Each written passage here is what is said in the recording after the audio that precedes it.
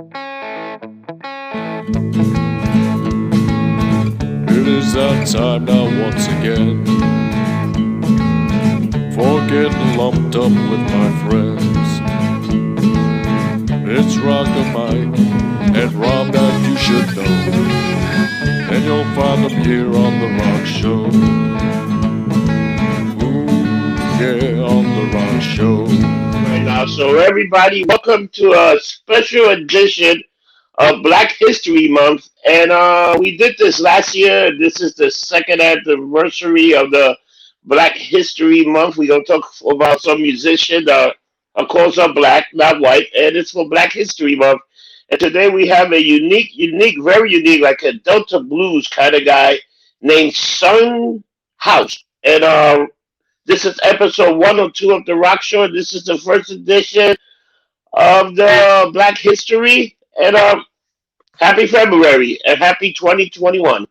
Yeah, happy February. Okay, yeah, this musician, Son House, to me is probably the most important of the Delta blues guys from the 30s and 40s and stuff, 20s, 30s, and 40s. A lot of people would point to Robert Johnson, and we're going to do a show on him next week. But really, Johnson looked to Son House as an influence, okay? And guys that came later, like Muddy Waters and even Buddy Guy, guys like that came a little bit later, they all point to Son House and his slide guitar, bottleneck guitar, playing as their main influence and their reason for getting into the blues.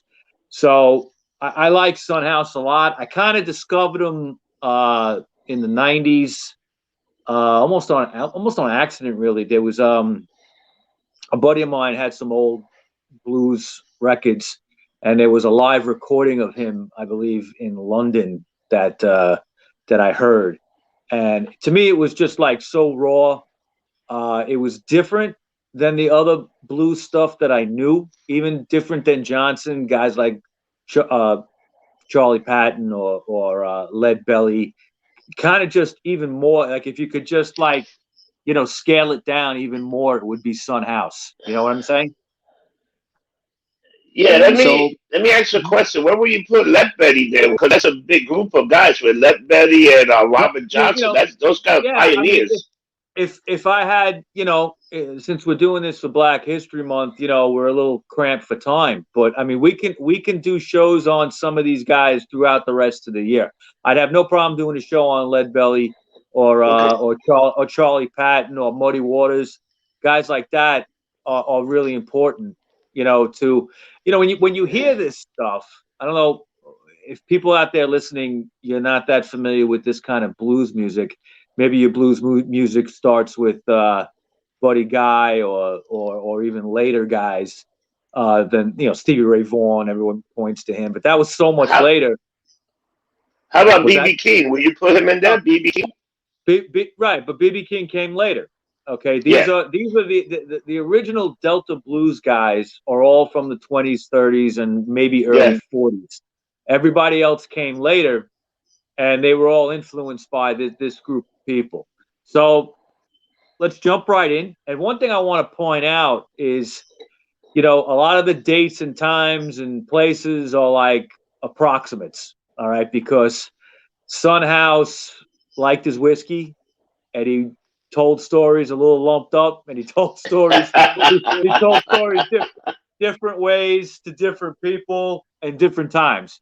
And also a lot of these guys lied about their age, and they, Son House was no different. Okay. Like, some say he was born in 1902. Some say he was born in 1898.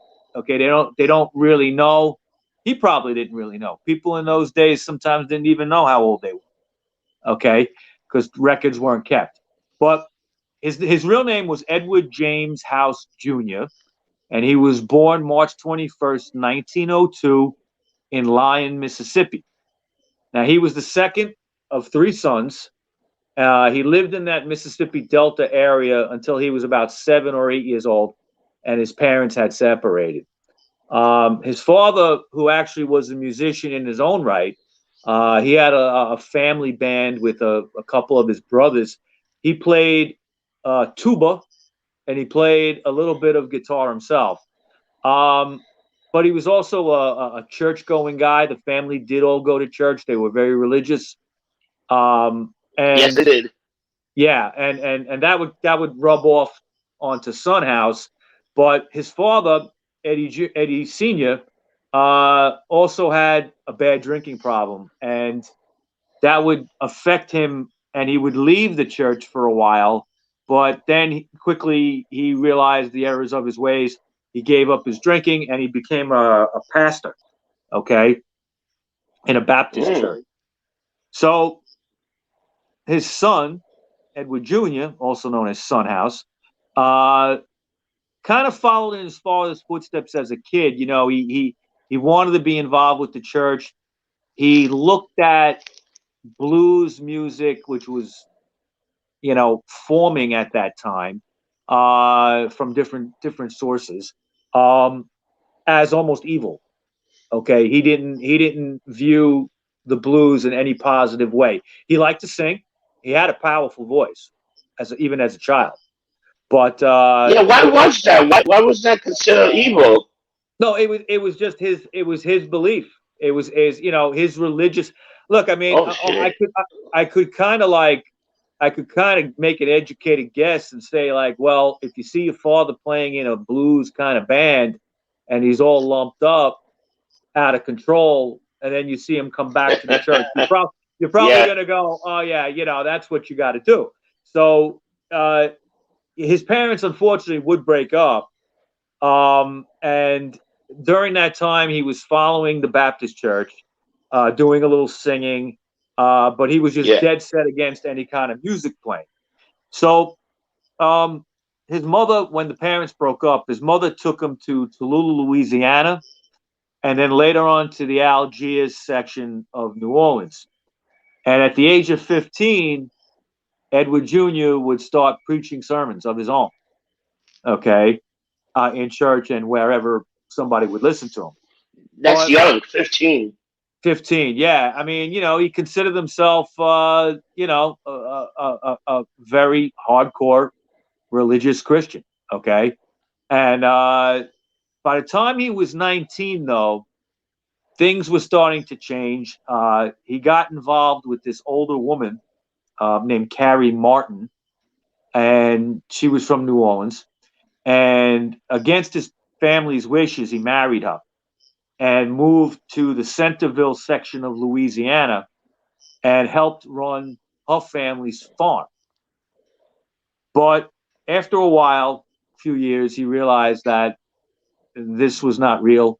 The love there wasn't real, and he felt the family was using him really just as a worker, okay, to work the farm.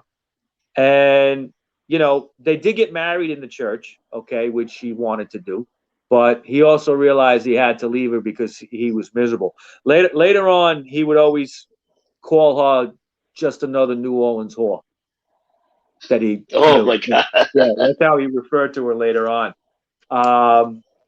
So he would leave. That would be around 1924, 25.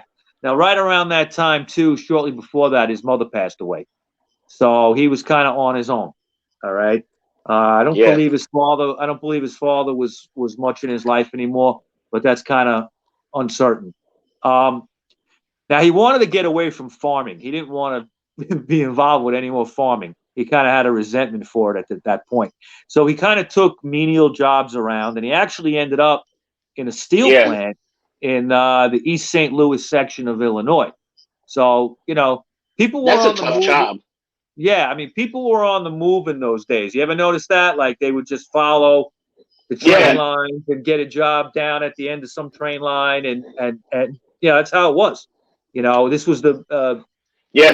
right before the Depression, but still in the Midwest in the 20s, it was the Dust Bowl, and you had like people were hungry and crops were dying, and it was all sorts of problems. So one job he had that he liked in particular was in a Louisiana horse ranch, raising horses. And later on, when he performed, when he got his career going, he would sometimes wear a cowboy hat in kind of tribute to that job that he had working in the horse ranch. It was around this time that he had a religious experience, basically. Okay, the details of it are not really very well known, but he would take a job as a paid pastor in a Baptist church, and then later on he would join something called the Colored Methodist Episcopal Church, and he would be a pastor with that. But what was happening to Son House is, even though we had this religious experience where he felt, he had to preach. Okay, I mean, he always felt that way. He kind of would go back and forth. He had this kind of contradiction in his personality, because during the time that he was married, he was kind of, got away from it. But times before and times after, he would always go back to the church. He would go back and forth a lot. But he also had a drinking habit, like his father. He kind of developed a drinking habit. Like his dad. Yeah, just like his dad. And he also loved the ladies. He was known as a womanizer. Yeah. I mean, that's how it goes, So this kind of led to a lot of conflicts whenever he did preach. Okay, I think, I can only suspect that probably he was messing around with the congregation. I don't know. Okay. Yeah. There's a lot of people that have dug into his past and found contradicting things. So who knows what's true? But in 1927, he was 25 years old, and he had, at that point, what could only be described as kind of a religious conversion backwards. Okay, like he still didn't like blues music. He thought it was evil, but he had a friend. He had two friends named James McCoy and Willie Wilson, and they both played guitar. Now, it's kind of unclear which of them was the one that did it, but one of them, most say James McCoy, showed him bottleneck slide guitar playing. Okay? What is a bottleneck? What is a bottleneck? What is your... Okay, well, I mean, what you do is you take an acoustic guitar. They didn't have electric guitars in those days. Okay, it was an acoustic. It might be like a steel guitar or something like that. But you play when you play with a slide, you have that metal over your finger, and you slide. Oh yeah. Okay, along, and you get that kind of, that sound. I love that sound. I can't describe what it is, but you know what I'm talking about. Yeah. Okay. So he heard that for the first time from James McCoy by every source that I've read, and basically he was blown away by it, and like immediately he bought a guitar from a friend of his. Changed his mind. Named Frank Hoskins. Yeah. Hoskins used to play with James McCoy and Willie Wilson in a band, and within a few weeks after buying that guitar, he was in that band. Son House had joined that band. So in a matter of a couple of weeks, he learned how to play guitar. He might have had some background from his family being musical, but he really learned from McCoy and Wilson how to play. All right. So one thing that McCoy taught him was two songs that would become part of Son House's legacy. One is called My Black Mama, and one is called Preaching the Blues. He also, at the time, kind of got his own style. Like, even though they taught him how to play, he played very untraditionally. Okay, one thing that, if you watch a lot of slide guitarists even today, if you could picture a guitar neck right here, they keep their fingers very straight. Yeah. Okay, very much like straight, and you slide it. Okay, if you watch Son House play, and it's just a miracle that there's footage of this, because when he would get rediscovered, he would be filmed. Okay, but he played it on an angle with his fingers, and doing so, it created an even more unique sound, kind of just to him. Okay. Another guy that he was influenced by was a guy named Rube Lacey. Okay. And Rube Lacey recorded for a blues record label called Paramount Records in the late 1920s. And his records were very influential to what Son House was doing. His singing, I mean, he could sing. Okay, he had a very strong voice. He sang about his religious experiences. Okay, and just things that would happen in life. He probably really developed that style because of playing, just out of like being more comfortable in playing that way. All right, some of that stuff was like it just was hit or miss. All right, they would play in a way that was comfortable most to them, so it didn't really follow any real rules in how to play. So he began playing with Wilson and McCoy and Hoskins, but he also did gigs on his own, playing like juke joints, bars, places like that. And in 1920, small places, small venue. He was playing small venues. Yeah, very, very small venues. In 1927, or some say 1928, he was at a juke joint, and a fight broke out, and a guy started shooting the place up. And Son House got shot in the leg. And, he says in self-defense that he pulled a gun on the guy and killed him. Okay, the guy shooting up the place. But this being Mississippi, okay, in the 1920s, he, there was still Jim Crow laws and racism and things like that. So he got sentenced for 15 years for killing this other guy. And it was at the Mississippi State Penitentiary, which was really a hole. Okay. And he only served, horrible jail. Yeah, I'm sure it was. There's a lot of stories about it. He actually only served 2 years, though, because during the time that he was there, his family was trying to appeal to the local authorities that it was a self-defense issue.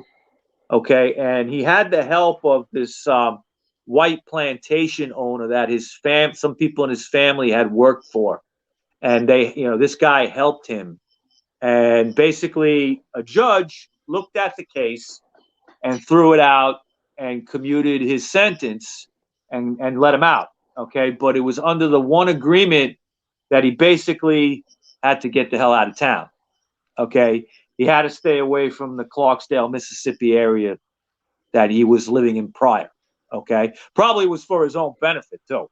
Okay, probably somebody would have went after him or something. Who knows? Okay. Now he would end up in the Lulu, Mississippi area. Okay, about 16 miles north of Clarksdale. He took a train. That place is also about 8 miles from a blues music hub in Arkansas called Helena, Arkansas. It's right on the border of Mississippi and Arkansas. Now, coincidentally, in Lulu, Charlie Patton, who was a very famous blues guy at the time, he was in exile, okay, in Lulu, because he got thrown out of a place called the Dockery Plantation that he was working in. Okay, unclear exactly why. Okay, but he was kind of hiding out in Lulu. And Charlie had records out. Okay, he had been recorded, and he was very well respected. But when Son House came to town, he got off the train. Okay, no money. And what's that? What's that? He had no money. Also, House had no money. I mean, he spent his last few bucks on the train ride. Okay, to get there. And he started playing in the station for cash. Yeah. Just for, he put a cup out or whatever. But he was so good that people were giving him money. And Charlie Patton noticed him. He happened to be by the train station when he got off the train. And he noticed him doing what he was doing. But he didn't approach him yet. He just said, oh, okay, there's another blues guy in town. So Patton at that time was playing with a guy named Willie Brown, and he was also associated with the cafe owner Sarah Knight, who was also a bootlegger. Okay, and Son House had started, playing for change in front of that same cafe, and he would attract the crowd every day. Okay, and people would throw down coins and pay him to hear him play. So Patton approached him, and he asked him if he wanted to, play with him and Willie Brown. Now, also, what happened is the three of them actually got involved with Sarah Knight and some bootlegging, and they made some side cash doing that. Okay, so probably in those days, if you had a car, you can get that boot, you can send it to wherever, and sell it. Okay, so she was making her own booze in that cafe and selling it probably all over the place. So now some biographers of Charlie Patton dispute the fact that Son House might have played with those two.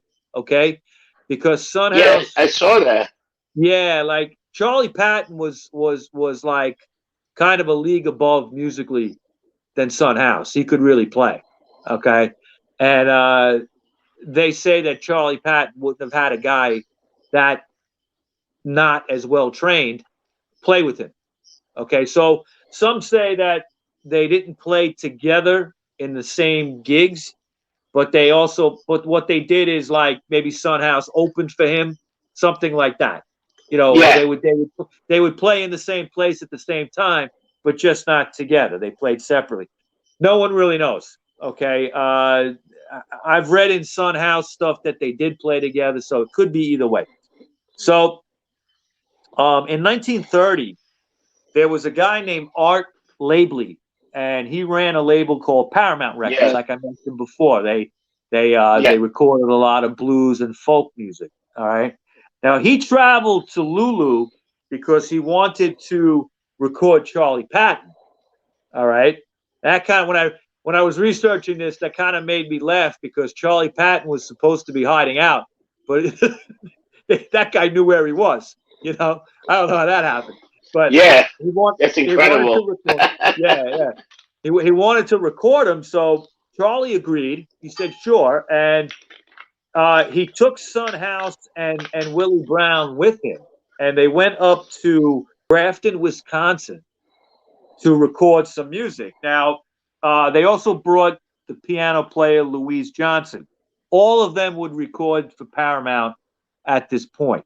Okay, House would record 9 songs for the label, 8 of which was actually released, including like Black Mama, Preaching the Blues, stuff like that he would be known for much later. But these were commercial failures. They bombed. Okay, they didn't sell.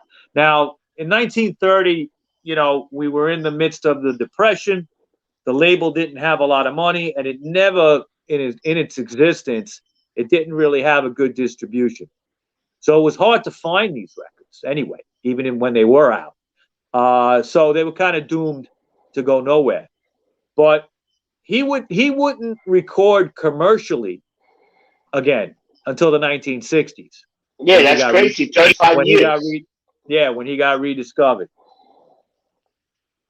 In between that time, though, after doing that session with Paramount, he would play live with Patton and Brown. Patton would die, in 1934. He died of, I believe, a heart problem. Okay. Wow. He continued playing with Brown after that. He also worked as a tractor driver on some different plantations in the Mississippi area. Then in 1941, a guy named Alan Lomax. Alan Lomax is an interesting guy. He kind of recorded, well, he recorded a lot of blues and folk people for the Library of Congress. Okay. Yeah. What the government, he would kind of work for the government, I think. What he did was he documented this stuff. Okay. The government was very interested in documenting this music coming out of the Delta blues as a form of national music. Okay, it was, even though the country was still racially divided in many ways, this music was starting to become popular in Harlem and other cities. There was variations of it. A lot in the 1930s, you had people like Billie Holiday, okay, that were very Yeah. popular with black and white audiences in big cities. So the government was interested in documenting some of these people. So Alan Lomax got in touch with Son House, and he basically asked him, "Listen, can you record for the Library of Congress?" He agreed. He had a couple people playing with him. There was a guy named Fiddlin' Joe Martin, and Willie Yeah. Brown. Willie Brown was with them again, and they had a harmonica player named Leroy Williams play with him, and he would record for the Yep. Library of Congress.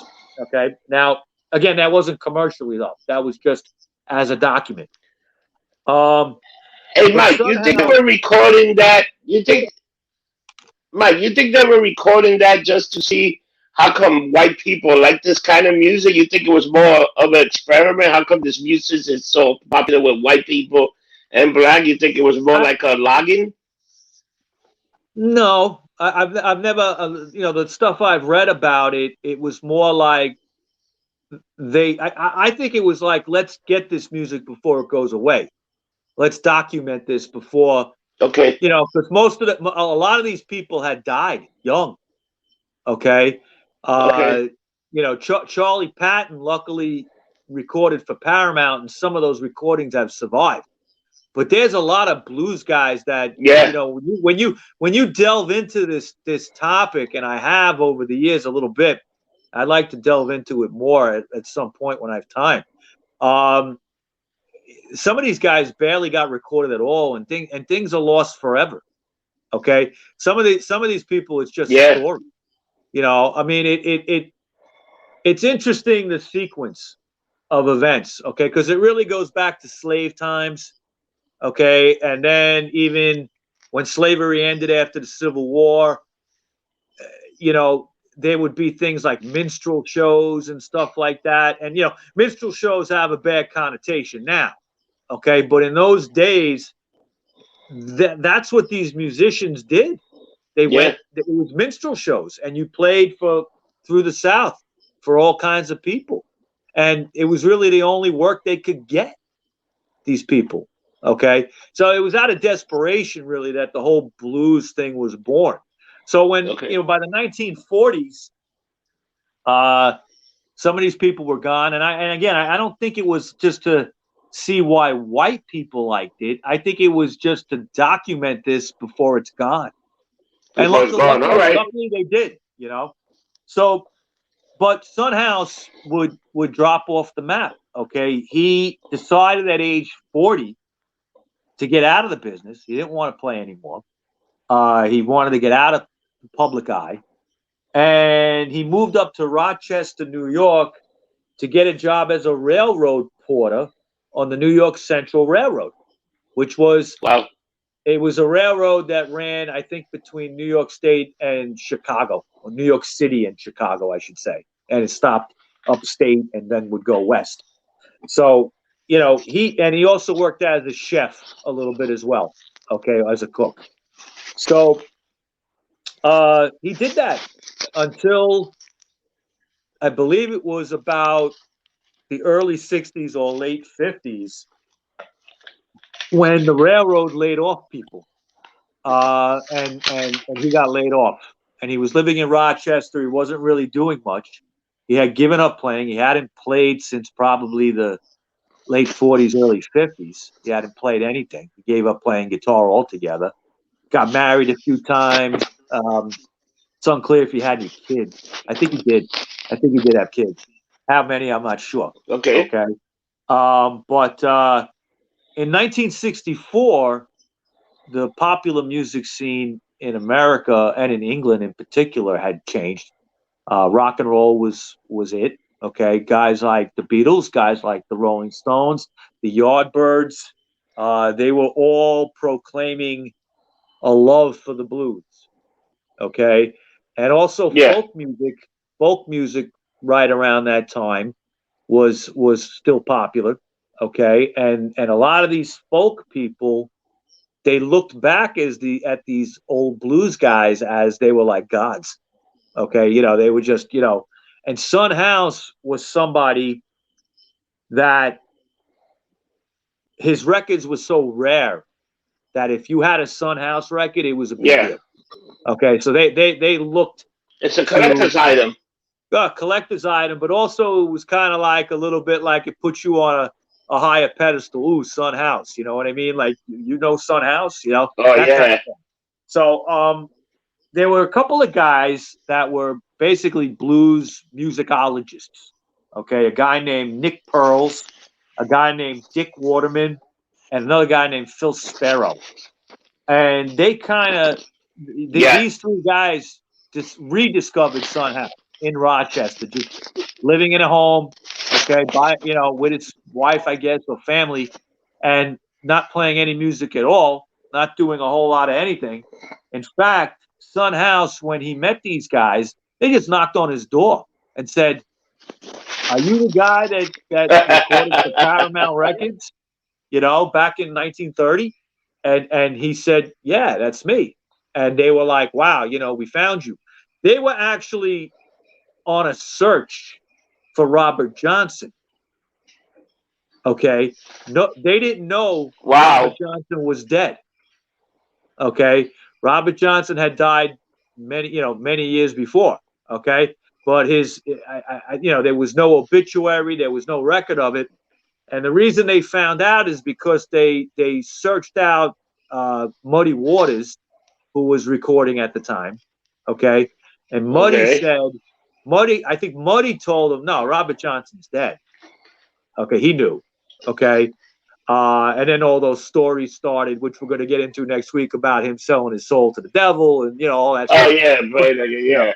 yeah, at the crossroads and all that. And then Yeah. Muddy said, listen, if you want to find a guy who I think is still alive, that I have an idea where he is, that started this shit, it's Son House. So Yeah. they found him in Rochester. He didn't even know that there was this revival of his music or any kind of blues. He had no clue. Okay. So basically, they took him out of obscurity and he started to go on tour. Okay. So Uh, Mike, let me ask you a question. He wasn't yeah, getting like any revenue from the record sales, right? To probably the '60s. well, no. The records never sold anyway. Paramount Records was long gone. Those guys in those days when those records were recorded, nobody made money. Yeah. You know who made money? The Damn. record label. The record label. That's it. Yeah. Okay. The artists never made money in those days. Maybe if you were like even a Billie Holiday didn't really make. She got ripped off too. All right. So it just didn't happen. All right, in those days. So he struggled his whole life. Son House. Yeah. Okay. The music was his passion, but he kind of, when he got out of the scene in the 40s and disappeared for 20 years, it was a self-imposed exile because he was actually looking at, Charlie Patton died, Robert Johnson died, other guys died. Am I next? Okay. He thought he Yeah. was going to die. He thought there was maybe some kind of curse. Okay. So that's why he really got out of the business. But these guys rediscovered Wow. him and he realized, wow, I can have a career. He was in his 60s. Okay. Now he may have even been in his late 60s if that 1902 is a little off. Okay. So no one knows exactly how old he was. Yeah.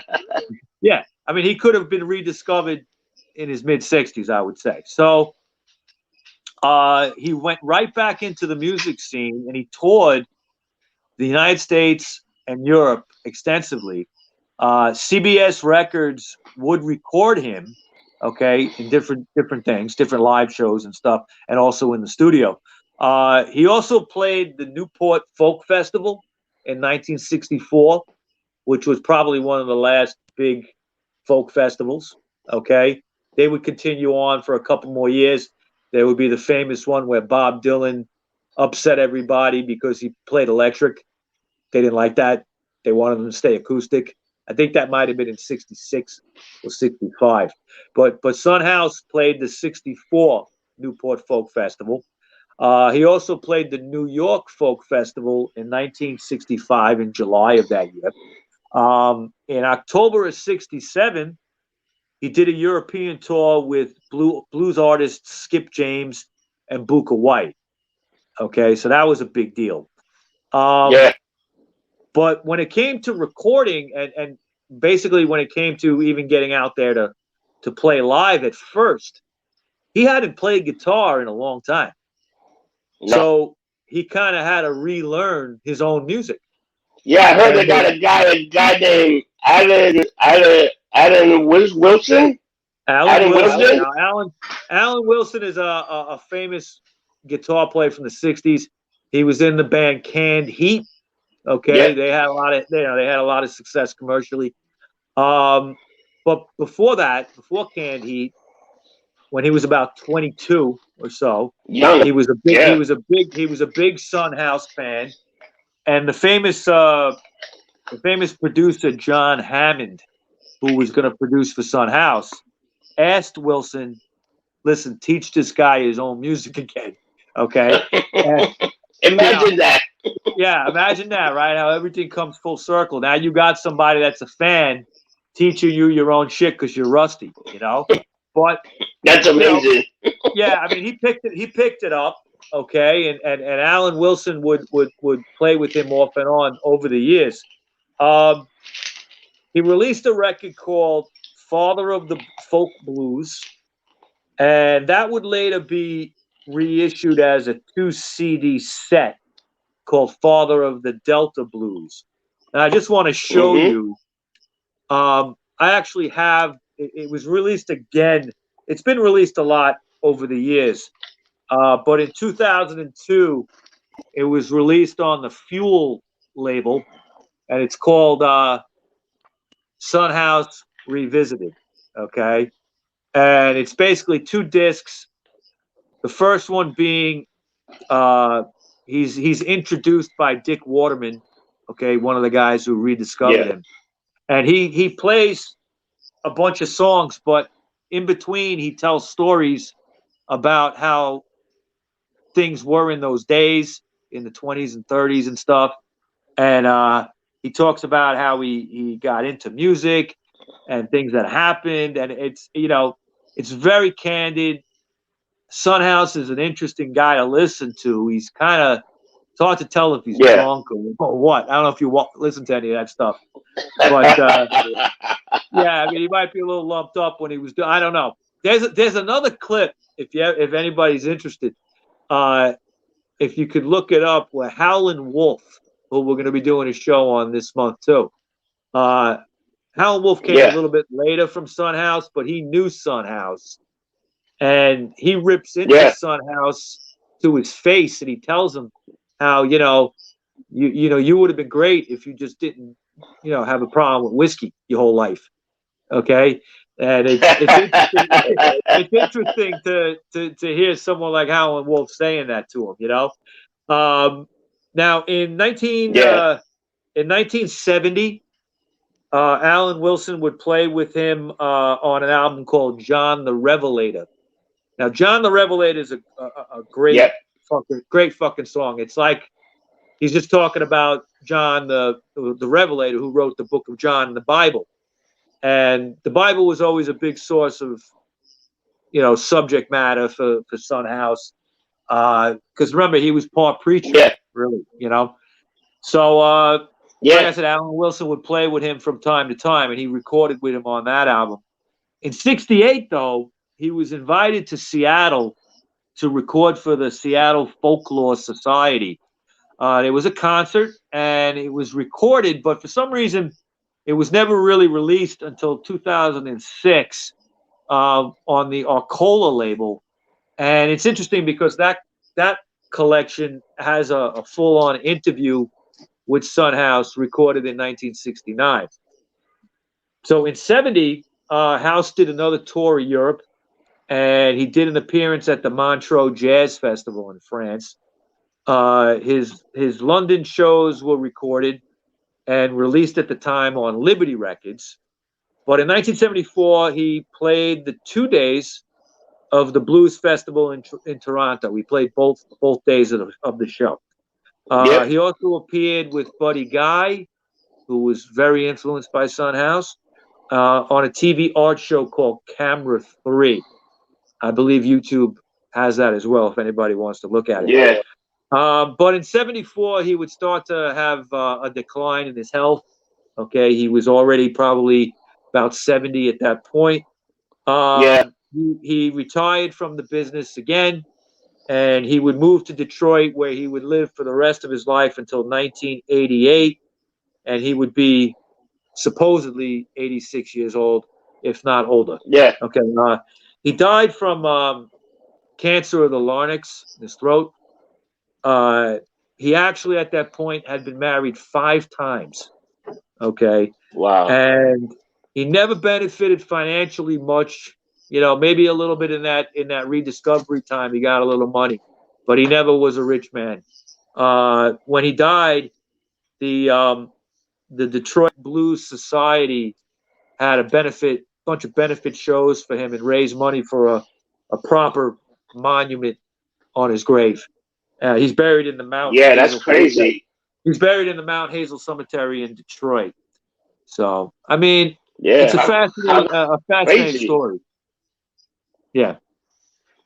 Hey, but Mike, that CD did come out. The one that he did in Seattle, it did come out in 2006. Is that correct? Yes, it came out in 2006, but from what I understand, I think it was shelved all those years. You know, because it was recorded in 1968. I don't know why. Okay. Yeah. So why did it take so long? I really don't know. Okay. I mean, it looked like it was some kind of group in Seattle. Maybe they didn't have a lot of money. The Folklore Society of Seattle. Who knows? He played live. Okay, they recorded probably. it, but they never put it out. Now, in 2003, Martin Scorsese, the director, did a PBS documentary on the blues. And what was really cool about this is they ended up putting a bunch of CDs out related to the artists that every episode was about. And I got the one for Son House right here. Okay. Very cool. It's got basically the Paramount stuff, some of the stuff that came later in the 40s, the stuff that I'm not sure if it's the Library of Congress or not. Version of Death Letter. Okay, Death Letter is a great song that the White Stripes covered on their Distill album in the year 2000. Okay, they do it with Grinning in Your Face, wow, which is another song he did. Some songs Son House did, he didn't play guitar at all. Like Grinning in Your Face, John the Revelator. It was just him stamping his foot and clapping and singing a song. Okay. And clapping. Wow. Yeah, it was just perfect. Now, the White Stripes also would do John the Revelator sometimes live, I believe. And another guy that I'm actually friendly with on Facebook from the Chesterfield Kings is Greg Prevost, the singer from the Chesterfield Kings. And he has a couple solo albums out. And on his solo album from 2013 called Mississippi Murder, okay. He covers John the Revelator, and he does a great version of it. But he does it with guitars. Wow. Okay, it's not just stamping his foot. Yeah, no, he does it more like a traditional blues kind of thing. House's music is still relevant. Okay, I mean, when you listen to some of these blues guys, Robert Johnson, Son House, Howlin' Wolf, you see where rock and roll came from. It's the roots of it. All right, you see, you can't listen to it without going to yourself, wow, okay, this is where it started. There's no doubt. Like the birth. Right. So, I I recommend everybody get into Son House, listen to his music. Some people kind of, they stick with the Robert Johnson and they don't get past that. But Son House is somebody you have to listen to really get into that music. Yeah. So I got for you Sounds today. good, man. Yep. That was pretty good. Thanks. Learned something new, something I didn't even know about this guy until I started reading about him. You gave me the list of the people we're doing, and man, we still got we got 3 more artists. It's gonna be a pretty rough fucking month, but good shows, man. Good information, and damn, thank you, Mike. This was fascinating. I learned another new musician. But you've mentioned Lead Belly a couple of times, and we could do a show on him later in the year. I'd like to do a show on Muddy Waters and BB King as well. So we'll revisit this stuff. It's very important. It's all part of the history of rock and roll. One other guy we're covering at the end of the month is Bo Diddley. All right, and he's one of my all-time favorites. So we're going to touch on all that. It's all very important stuff. So where can we find you, Rob? Yes, it is. On the internet. So, guys, if you want to find me, look up anything getting lumped up on Facebook, Instagram, Twitter. You look lumped up, you'll see my face there, or you'll see Mike's face, and that's the way you know you got the right channel. And once you get on those, send me a note, send me a memo if you got something that you want us to talk about. Send us a memo or a letter, and we'll gladly credit you for the show. I just want to say, people have been writing us. They've been messaging me on Instagram that they have bands they want me to check out, and I will do that, and I will get back to you. I don't want to say who it was yet, but the one we were talking about the other day, I'm going to get in touch with them this weekend. Oh yeah, and we'll have them on and interview them before they get big, right? So yeah, that's what I say. Book them. Before they get too big and they don't want us no more. So if you're looking for me, I'm on Instagram under RockerMike212. I'm also on Twitter, RockerMike3. I'm on Facebook under Michael Baker, and then we've got the Facebook Rockshow podcast group page. Please check that out and join up. I'm on Parler under Rocker Mike and MeWe under Rocker Mike. So I'm all over the place. Yep. And this is the first week of Black History and the first artist, and we got 3 more to go. And like we always say here, don't get lumped, don't get drunk, get lumped up. Get lumped up. Thank you. Take care. All right. See you next week.